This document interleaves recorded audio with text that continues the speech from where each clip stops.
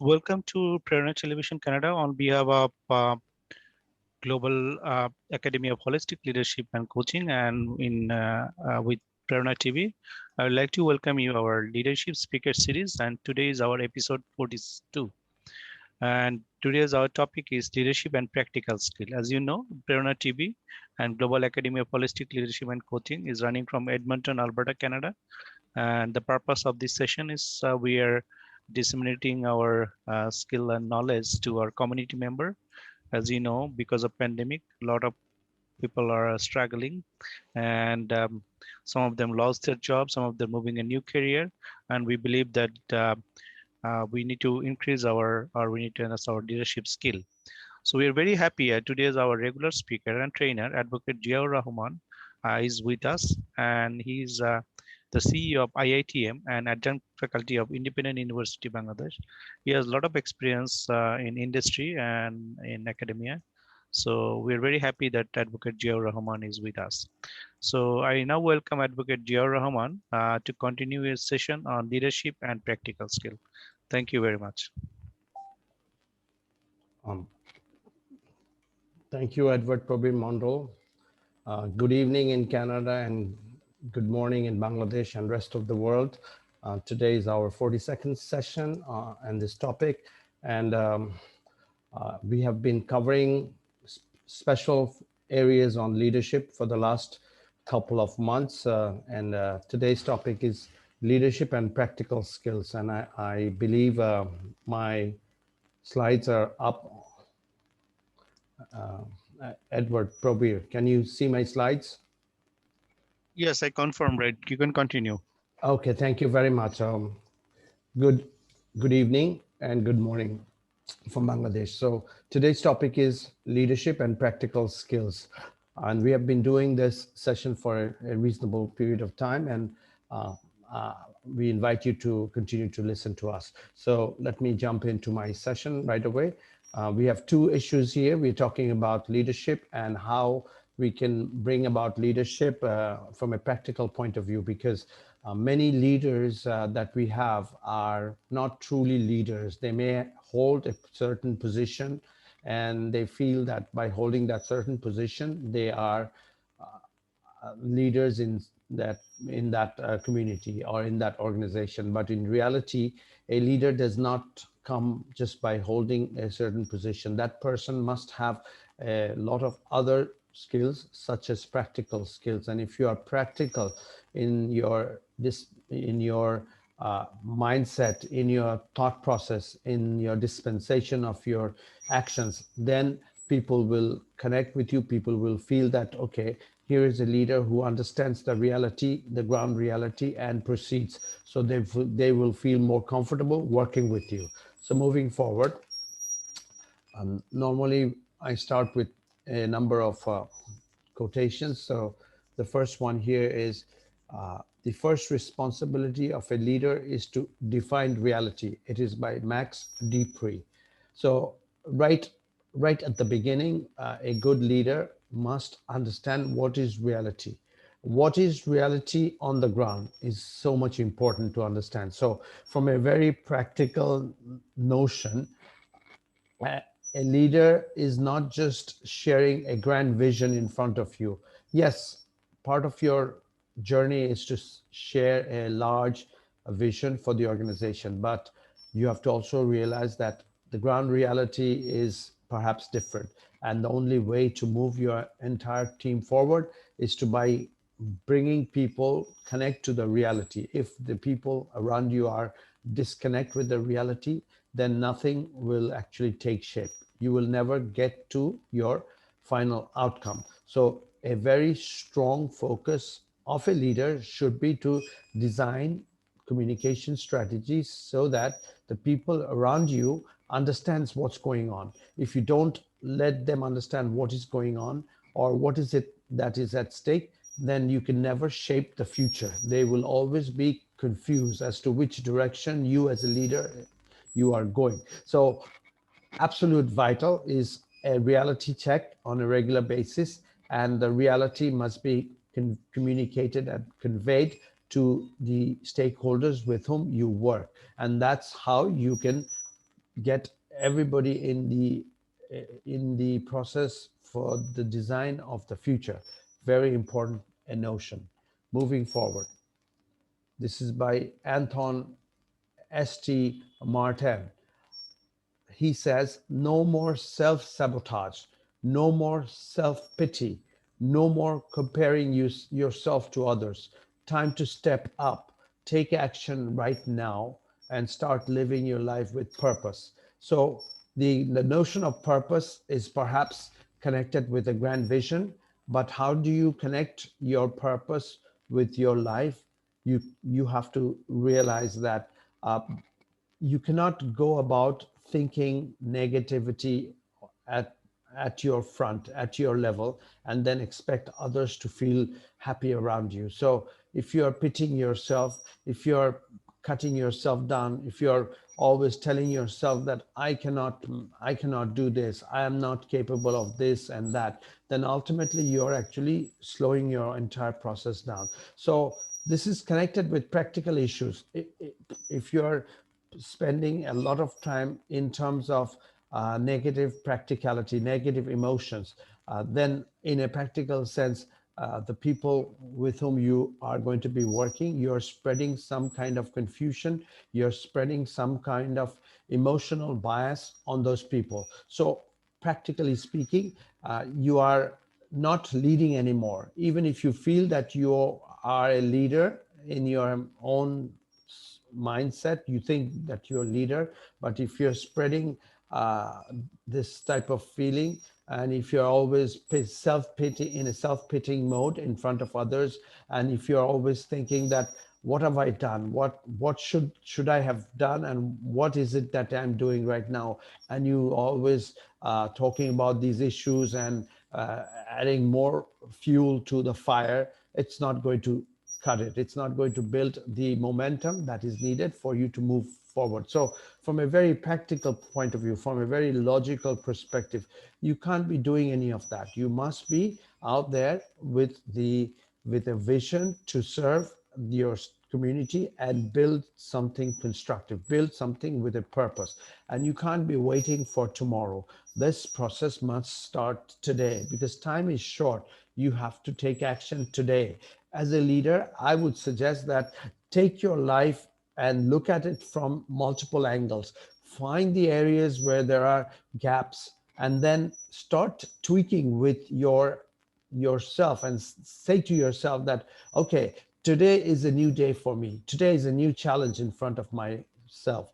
And I'm going to take it by the horn and push forward with all the powerful, constructive, positive mental vibes, and that's how you will lead into the future. So it is also very practical, a purpose, a practical a sense that if you are throwing positivity, if you're throwing action, if you're setting priorities and working towards it, then you will drive yourself somewhere. But if you are in the midst of chaos, if you're in the midst of confusion, there is lack of clarity, there is no priority planning, there is no real sense of purpose, you don't feel at ease with the work activities that you are supposed to be doing or planning to do, then you're not going to go anywhere. So with all practicality in your head, you have to enforce this spirit of purpose, and this enforcement of the spirit of purpose will actually catapult you to the next level.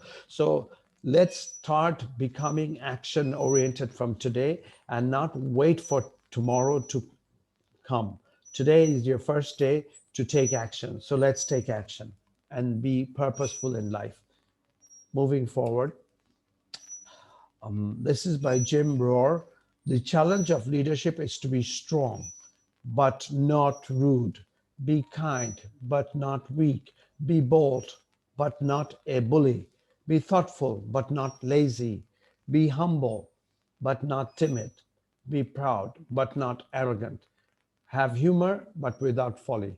So this is an interesting quotation where we are comparing two extremes on each one of these components. So if you're thinking of leadership, you have to be strong, but you can't be rude. That means somebody who is rude may tend to feel that he is a strong person or she's a strong person, but in reality, you are actually being rude to people. So you have to find that balance where you're going to position yourself. Are you going to be too dominant in your conversation? Then it may turn out to be that you are actually stepping into the area of rudeness. Or whether you're going to be a little bit soft, then you'll be not considered a strong human personality. And technically, if you want to lead in society, if you want to lead in your profession, you are to be seen as someone having strong principles, strong views, etc. But there is this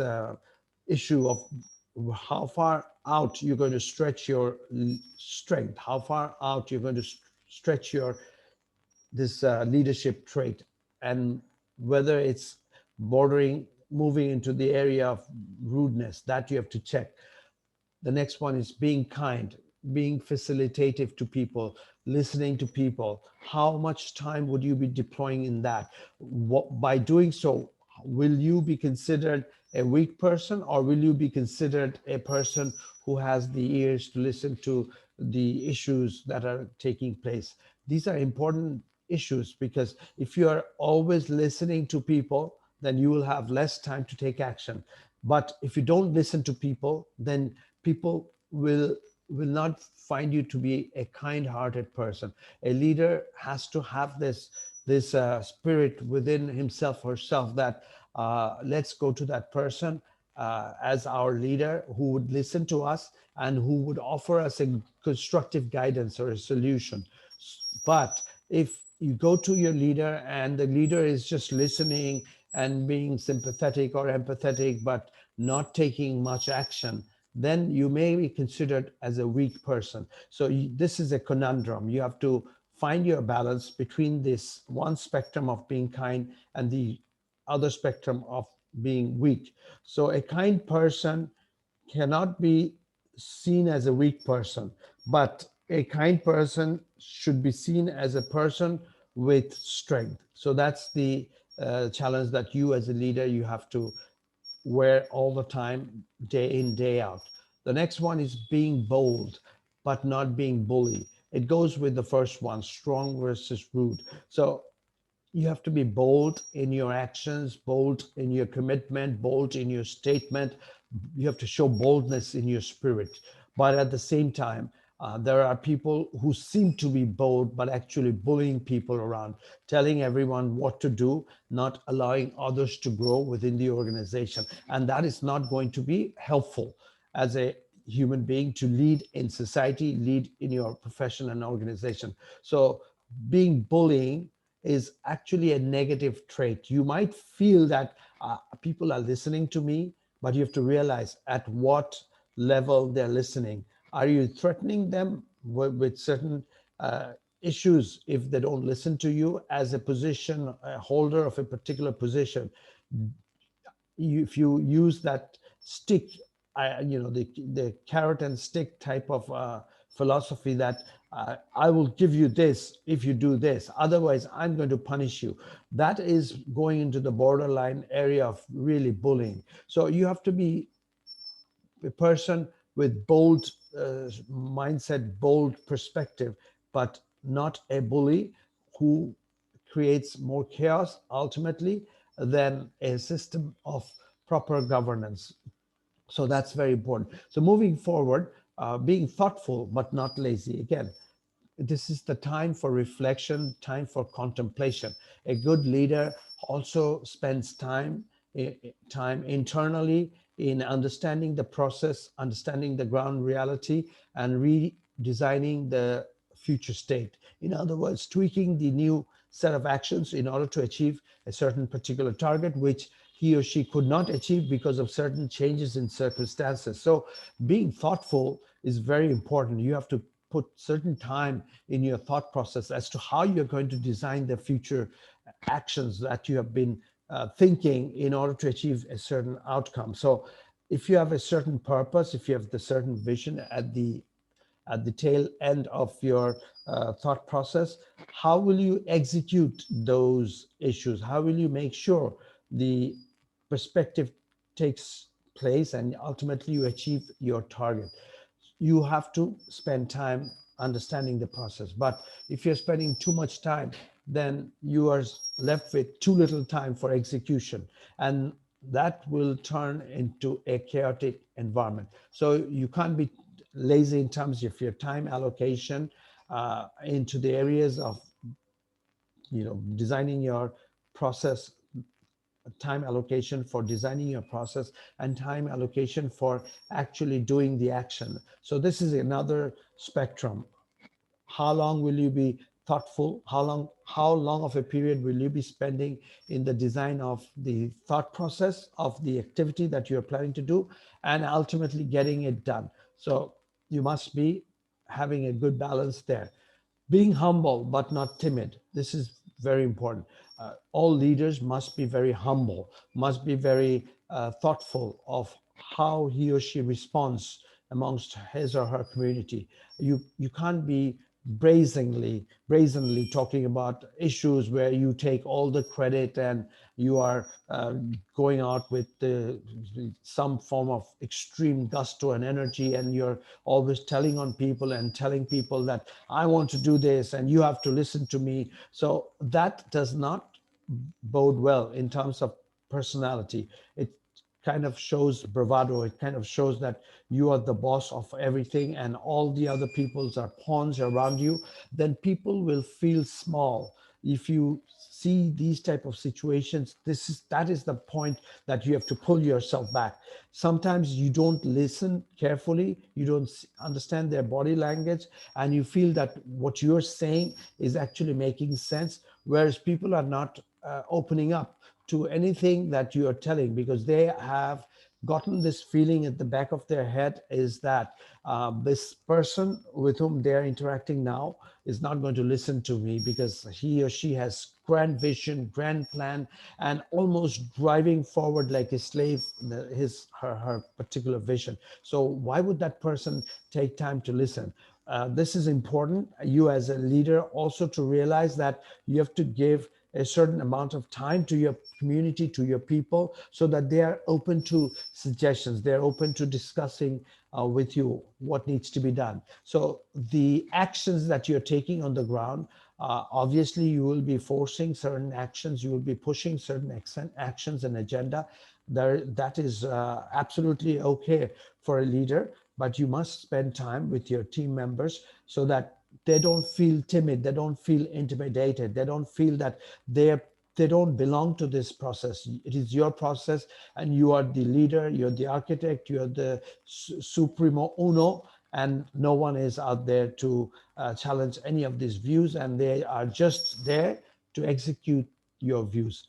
This type of philosophy can operate for a certain period of time, but in reality, it may not be very healthy for an organization to grow, especially when the organization is growing in dimension and size. You must be a facilitator and you have to be humble in spirit. At the same time, you have to be strong in spirit. So the issue of timidness does not show in your character, but you don't show yourself as someone who is beyond any kind of discussion, someone who's a leader so far out and so far disconnect with the stakeholders, with the team members and compatriots, that I don't matter in this process. Whatever I say will never be executed. You don't want to give that type of feeling in the environment. So you have to be humble, but not timid.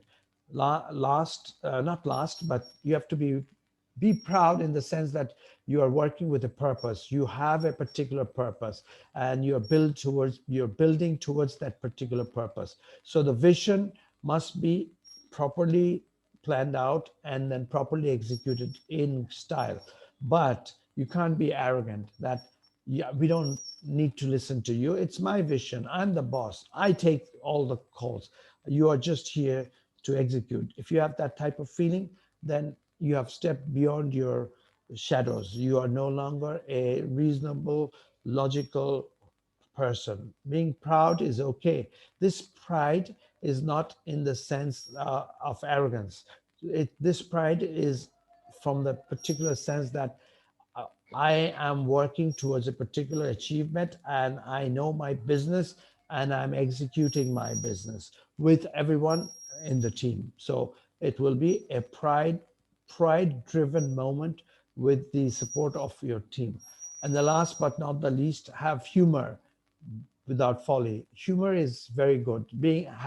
Having the capacity to be spirited, be having a smiling environment, making certain jokes, etc., is always good for the engagement. It's always good for the environment. If you don't crack a joke here and there, then the environment might be very somber. It might be very hard. It might be very difficult, and uh, things may not be very fluidly running at that point. So sometimes easing things out is also necessary. So you must do that. But if you're always in a cracking joke mode, then people might not be serious on certain issues, and then there might be some errors. So that's why you have to be having the humor within your team, within yourself, but you don't want to attract the issue of folly or failure. So this is something very important in the context of leadership. All these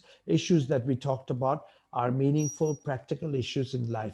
As a practical human being, if you start challenging yourself, then you will realize that sooner or later there are so many areas as a human being that if we can start tweaking, then I can become a better leader. So I would urge you to take on this journey of looking at yourself from these multifaceted spirits, multifaceted areas and traits, and then redesign your whole self. It's like rebranding yourself. You are, as a leader, you need to rebrand yourself as you go along, and that's when you actually truly lead in society and in your organization. So this quotation was by Jim Rohn, so very appropriate for everyone from an everyday perspective.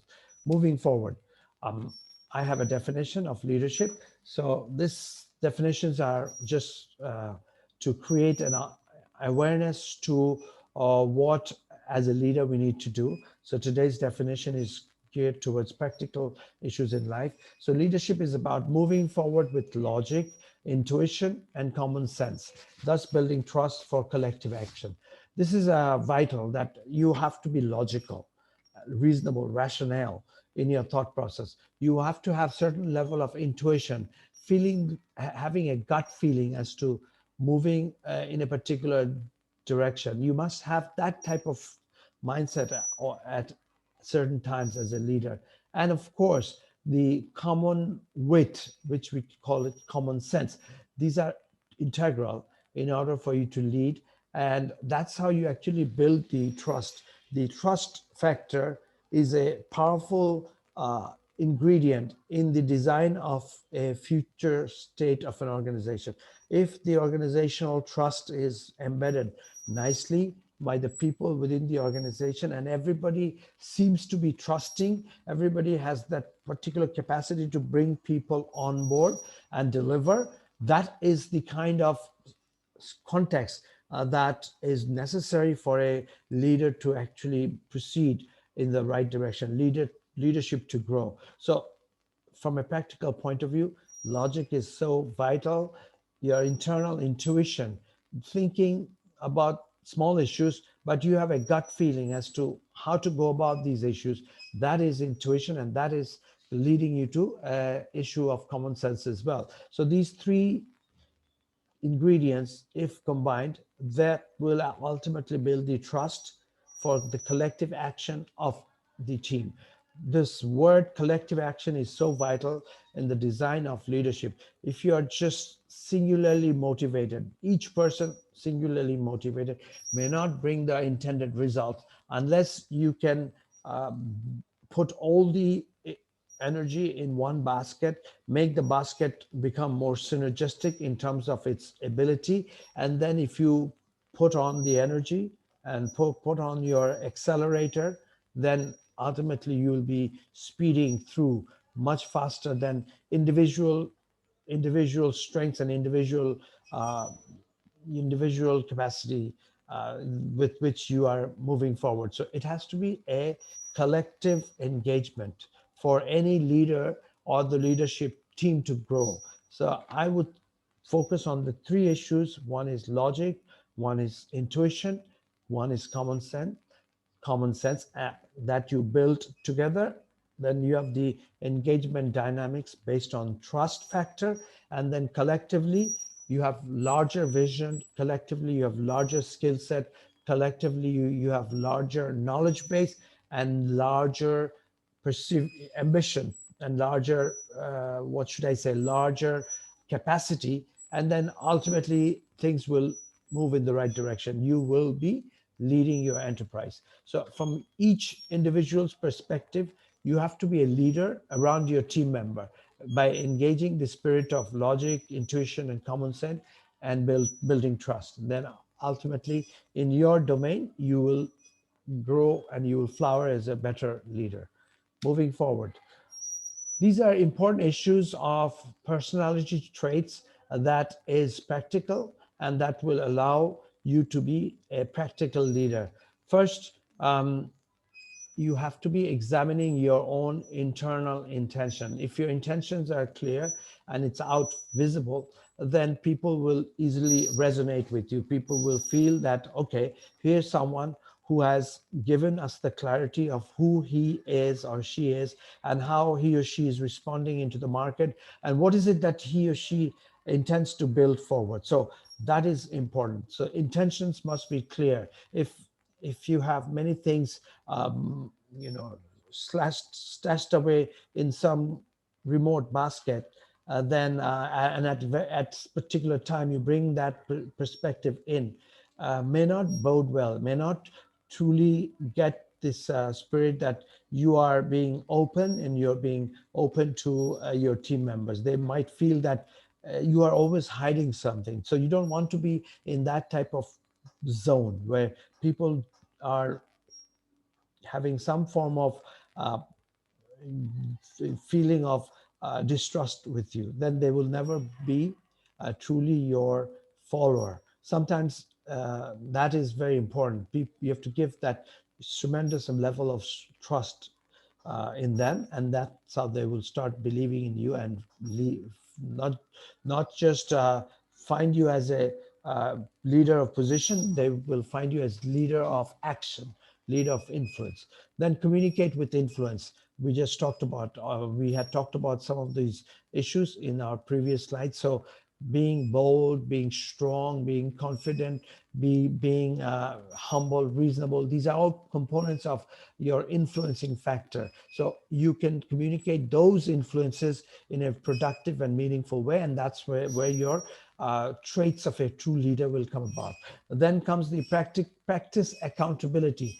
That means what you're saying, you must do yourself. If you're accountable to your team members, if you have that spirit of uh, doing things, you walking your talk, then people will blindly start to follow you. They will think that here's a leader who means business. Here's a leader who is action oriented and who just does not speak these things. He or she actually engages in the activities of the things that he or she has been telling us all this period. So that is very powerful. Words are much more powerful. My actions are much more powerful than words. We know that from our previous history. And in also in reality, we have also seen that taking shape around us. You have noticed people and leaders who have been talking things, and then you have seen people who have actually done things. You somehow feel much more confident and uh, at ease around people who take leadership and does things in front of your own eyes. Then you feel that I am going to follow this person rather than someone who's just talking and talking and without taking any action. So you must have that issue of practicing accountability on a regular basis in order for you to lead. And that is an important trait of a leader. Then comes embracing difficult conversation. This is so important and vital for a leader. If you are not there when there are difficult times, difficult moments where you are actually in a confused state of affair. Too many things are happening, and you are completely in a disarray kind of situation. Even in those situations, you must hold yourself together. You must bring this perspective that I'm still in control. I am still with you. I'm still looking out for the welfare of this entire team. And I am like the umbrella who's giving the shade from the sunlight. So you have to be there, and you have to embrace this difficult conversations. You have to face your stakeholders if there is a major difficulty that had taken place, or a failure, be it in your product, be it in your commitment, etc. You have to go out and tell people that it is perhaps my failure, our failure, and these are the set of solutions that you are offering to come out of this situation. You have to also certain times accept failure in terms of financial failure. If you are passing the buck, then ultimately these are the moments where true leaderships are decided. You can be a reasonably decent leader all your life, but when a very difficult situation comes about, and if you're not there in that moment, then all your work, great work that you have done in the past few months, will vanish in no time. People remembers moments of stress and how you went about creating an opportunity for them to move away from these stress points, and find a appropriate journey for that particular person. People remember those moments. So you have to have this type of philosophy always within yourself, is that in times of difficulty, in times of difficult conversation, you cannot shy away. You have to grab the moment, take the opportunity, and lead as best as you can. I think out of these four issues, the fourth one is the most crucial. It imprints a extreme strong notion in the mind of people around you. And if you are successful in that fourth component, then you are pretty much set yourself as a true leader. So these are the relationships that we have to master on a regular basis, and these are flowing from one to the other. That means since leadership is not a position, it's a journey, it's a set of actions. These are going to take shape. These processes are going to take shape with regards to each and every attribute in which you are involved in throughout the journey of your leadership in that particular position. So you can't be leading with a philosophy that, oh, I'm going to lead from January to July, January to June, and July to December, I'll just reap the benefits of what is it that I did as a leader in that particular domain. It's not going to work. There will be situations that are going to unfold in your face, where you have to jump in and start leading. So this is a continuous process. As a leader, we have to be constantly reminding we have to be constantly reminded of this in our minds, and be in a fluid motion so that you can actually lead in the organization and lead amongst your team members. So moving forward, this is actually was a model by Andrew Hughes. So moving forward, common sense is the most uncommon thing that we know. And many a times that when there are difficult situation, chaos, anarchic situation taking place, then people whom you thought would be taking the leadership mantle and truly uh, start leading, they some of these people shy away, and all of a sudden you see situational leaders taking the mantle, and then they run with the game, they run with the situation and create the new state of affairs, or at least bring them out of this difficult journey. Truly, those people should be brought into the organization, into higher positions, even if they don't have the academic background per se, but they have a very strong influence of leadership and strong traits. And if you go back to the previous slide where we talked about managing the difficult conversations, these are the people who were there to manage your difficult conversation, difficult moments. So you have to build these people up So that is part of the common sense process. So what do you need as a leader? What are the common characteristics of a leader that you should embed it in yourself in order for you to lead? Number one is you have to be having a high stakes engagement dynamics at the back of your head. That means you must be ready to target more. You have to have this particular vision that you can rise above your petty matters and guide and shape the future of the organization. This person needs to be calm, collected, thoughtful, all at the same time. If you're in a stressful situation and if you are stressed, then what is expected of the rest of the people? They will be stressed even more. My leader is completely confused. My leader does not know what to do at this moment. Will you be comfortable around that person? You will be in deep confusion as well. There might be some situational leaders that may pop up, but you still feel that your own leader has to be calmly looking at things and logically try to weave through the process through which the difficult conversations and difficult situations can be mended. So you have to be calm, collected, and thoughtful. You have to be probing. You have to be analytical. You have to analyze the situation and the best possible exit strategy out of that confused state of affairs. So you have to be probing. You have to go into details, or sometimes you have to take immediate actions, making quick decision on the fly, because otherwise if you are taking too much time, then more difficult situation may come about.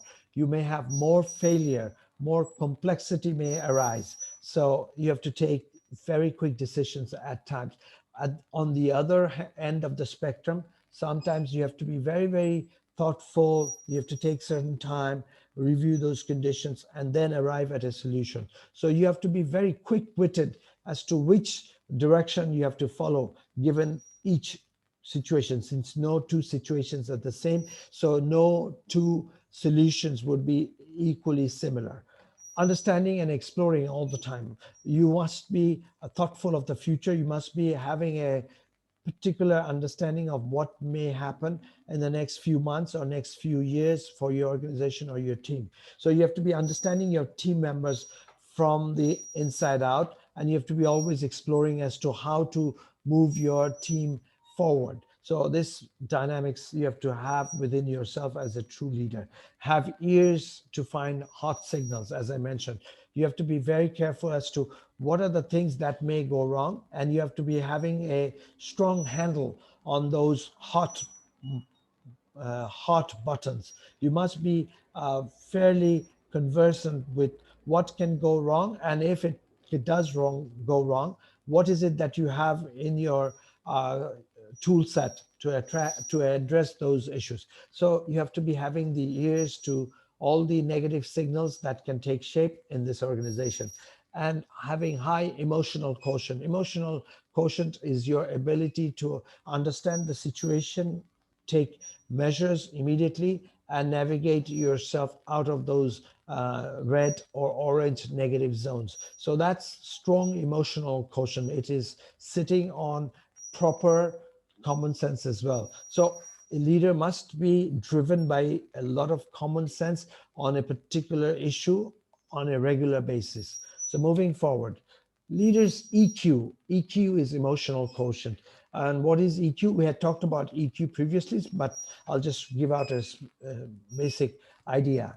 It's the capability of individuals to recognize their own emotions. You have to be able to understand your own emotions and others, and discern, differentiate between different feelings and label them appropriately. You have to be able to label, understand that this feeling is because of these reasons, and I need to do this, or we need to do this to address these issues. So you have to be able to label them appropriately, and then use emotional information to guide your thinking, your personal thinking, and your behavior, and adjust your own emotions to adapt to environments. So emotional quotient is all about adapting to certain circumstances, adapting certain behavior in order to lead and grow yourself into a certain situation, so that people feel comfortable around you.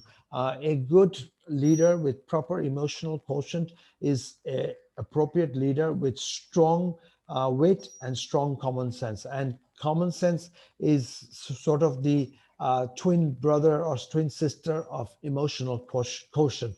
So building your emotional quotient is a regular uh, perspective, a regular day-to-day affair. You must recognize what's going on. You must be appropriately labeling these issues so that you know what set of things that you need to be tweaking with in order to address that particular perspective that is coming about, and creating certain level of discomfort and disunity or disharmony within your environment. So if you have been good in labeling these type of traits and then bringing out the appropriate medicine given those issues, then you are actually rolling forward with a proper logical flow of actions as a leader, and that is very important. So emotional quotient we have done extensively, and perhaps in future sessions we will have a special focus on how to build your emotional quotient and be the leader that everybody wants to see in yourself.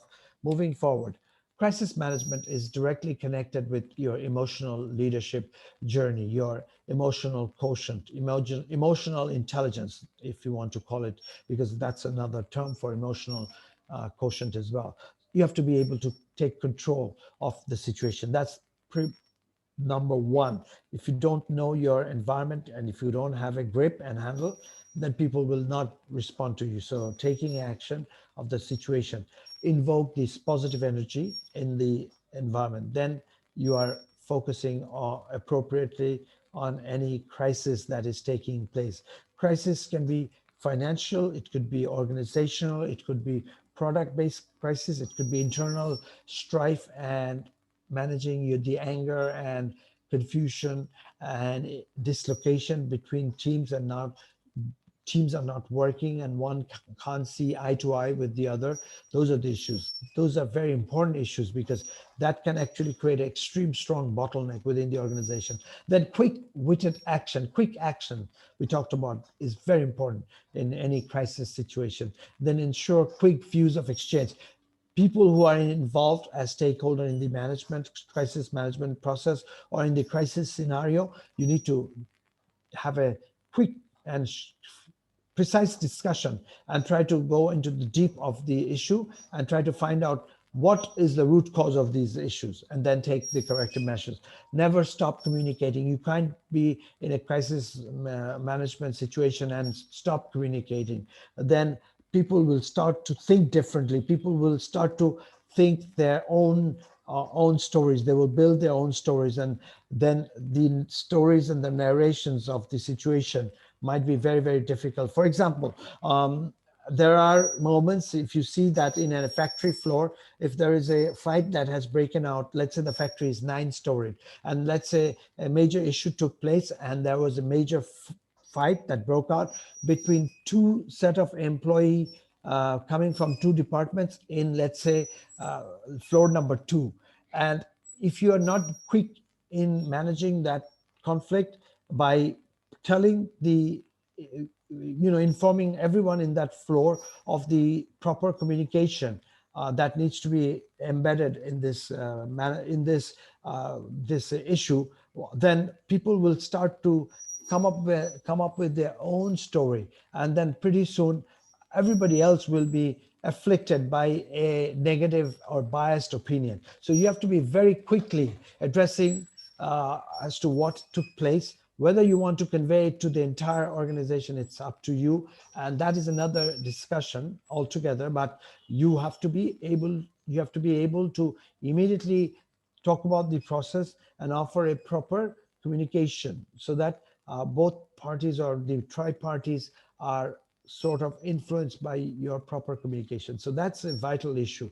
Whether you want to convey it to all 9 floors, that's another issue of communication. If you can control it and you know that there is almost no way of this issue to be escalated into other floors, then you can discuss it, but in a meaningful way so that the learning, people can gain the learning out of the discussion. Then comes supportive in the process.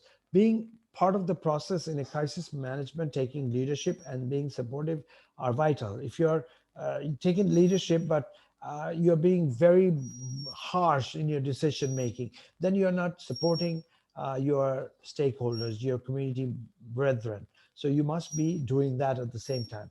And at this, in this process, taking risk is part of the game. If you don't take risk as a manager, as a leader, then perhaps you're not a manager, you're not taking leadership decisions. If you lead, then you have to take risk. If you are going right by the books, then you are truly a manager who may be okay for certain operational structure within our organization, but you don't have that true leadership capacity. True leaders will also be managers at times, but also take risks. So you have to be there making these commonsensical decisions all the time. So these are part of a leader's crisis management, and leader must invoke some of these traits on a daily basis, on a regular basis for the organization, for that leader to grow and be acceptable as a true leader within the organization. So I would say a very strong focus would be on managing crisis for a leader. You don't want to be in the midst of crisis all the time. You must create the standard operating procedures so that you are not into crisis management on a regular basis. But crisis will come up, and you have to be taking the crisis and understanding the crisis appropriately with the right spirit. Moving forward, I am at the end of my session, and I end with a $1 million question. So today's $1 million question is: how can we extract professionals into how can we attract professionals into organizations who can handle crisis management situations well? This is a $1 million question, probably a multi-million dollar question. It's very hard. When you have small interviews in the process and then you hire your people within your organization, you normally have a window of maybe half a day maximum, or a few hours, or depending on your role within the organization, the you spend the time with your person with whom you are trying to bring in into your organization. So you will be spending certain time in order to understand who this person really is. So you have to ask a lot of issues in terms of questions, bring about case kind of situation as to how they would respond in difficult situations. Those should be your real questions, specifically in people whom you want to groom as leaders for the future for the organization. Very thought provoking, important questions would be: how would you respond to certain challenges if certain issues came about? Or these are the set of circumstances that you are in. What are the points that you are going to be taking to weave your organizational back? And you are stitching the organizational back, so to speak. What would be some of these issues? What would be some of these actions? You can bring about issues of very strong confusion that is taking place within your organization. How would you respond to those kind of situations? Those should be your questions that you would be fetching to this person. Or you have to look at their body language as to whether the way he or she is suggesting the options, the way out, how comfortable is that person? If that person is feeling comfortable, managing these difficult questions, because that difficulty he has gone through or she has gone through in his or her life would be very helpful. If somebody has gone through complex and difficult situation in the process of the growth of leadership, those are the people you would be truly trying to attract, specifically for positions of vital importance within the organization, where very strong situational issues have to be addressed by the leader. So I would say putting 70% of your energy in trying to find these type of people through a lot of discussions, a lot of interplay of questions and answering sessions would be very helpful. But if you're making it very obvious, then that person can put up a guard and come up with the best answers because he or she has perhaps rehearsed these issues very extensively. Then it would be very hard for you to actually understand who the true person is in terms of uh, taking on the leadership that you really want that person to take on. That will be very hard. But I would say it would be very, very important through understanding the person's previous past history in terms of his or her career. Specifically, if that person had been a new graduate into an organization, then you can go back into the university life, the life of this person in his or her adulthood, adolescent, what type of situations this person were involved in, and what were the actions or she had taken. That will actually give you the perspective of who truly this person is. So I would think this is a very important characteristics that you have to actually question and try to find out before you finally bring in this leader, a person into your organization. So if you want to bring in leaders, then you have to ask these questions. But you have to also realize that if you have too many leaders and not too many followers within an organization, that will also create confusion. So you have to blend a perspective of how many truly leadership personality traits you would be focusing on within these set of persons, and how many followership situational leadership positions you would be focusing upon, so that you have a blend of good leaders, good followers, and good situational leaders.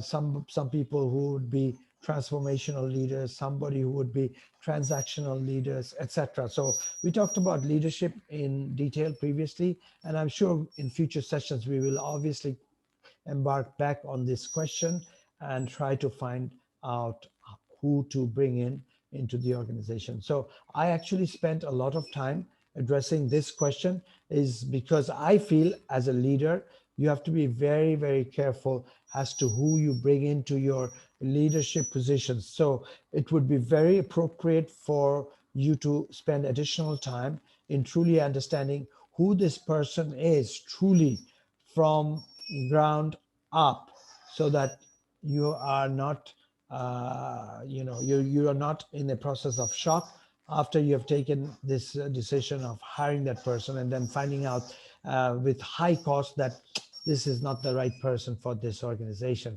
Then it will be very costly, because specifically hiring a person in a very important position is time, in terms of time, it's costly, because you have to do a lot of searching around, and then ultimately you found this person, but that person is not the appropriate person. Then you will have to go through an emotional negative kind of journey, where you have to go into a dilemma whether you want to keep this person or not. If you want to keep this person, whether this person can evolve as a leader or not, that would be the next question. If not, then how do you break the news that, sorry, we can't be having you on board?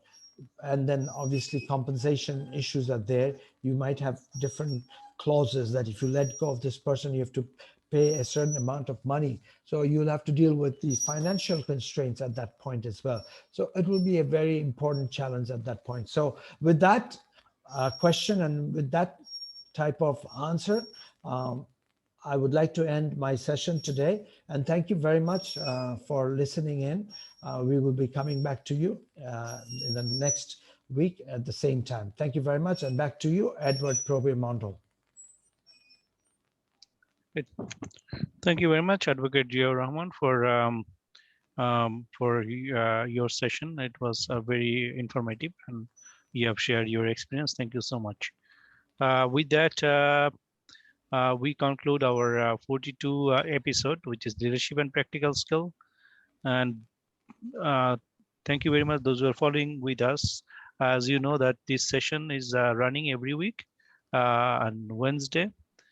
There's a Mountain Standard Time, which is Edmonton, Calgary at 9 p.m. and Toronto, Ottawa, Eastern Standard Time at 11 p.m. And in Dhaka, Bangladesh, it is at 9 a.m. on Thursday morning. And in India, and Indian Standard Time, it is on Thursday morning at 8:30 a.m. As you know that we are continuing this session, and today we've just completed, we just finished our 42 episode, and we will be happy if you would join our next session. And if you have any questions, you are more than welcome to share with us through our social media or through email, which is already given, right? Contact at gahlc.ca or info@prerona.tv. So thank you again, Advocate Jiaur Rahman, for your contributions, and we look forward to see you in next sessions. And stay safe and stay blessed. Thank you very much. Thank you.